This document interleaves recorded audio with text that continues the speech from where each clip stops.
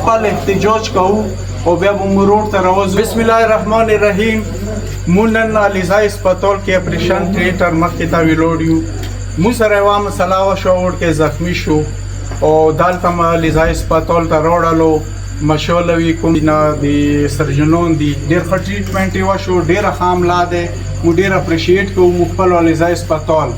یوه مسله دی دا کاس سیریس دی، مو پېښور ته ریفر کولو نو مو شوی امبولانس دی. ډي سي صاحب اول مو تونه مطالبه کوو، ریکویسټ کوو چې ته مو ته دا شی وکړه. مو نن ضرورت دی نه امبولانس شته 122 ته ټلیفون وکړي یا 15 غنټې خالي.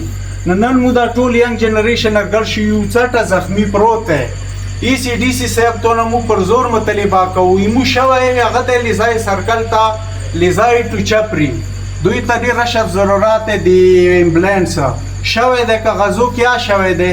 نو مو ته د ویډیو په ذریعه ای سی ډي سي صاحب دا مو ته در کوو چې مو ته دا شی څوره as soon as possible دا مو ته وکړه او که دا ونه شي د مو قانون دایره کې مو خپل احتجاج کوو. ویلي چې نن موسی یو ځوان شدید زخمی شوی دی، ډېر پر کولو ته نه امبولانس ته دوره غټ سرکل دی څپری پرې. نو دا مو ته وشي که ونه شو نو بیا به مو خپل احتجاج کوو.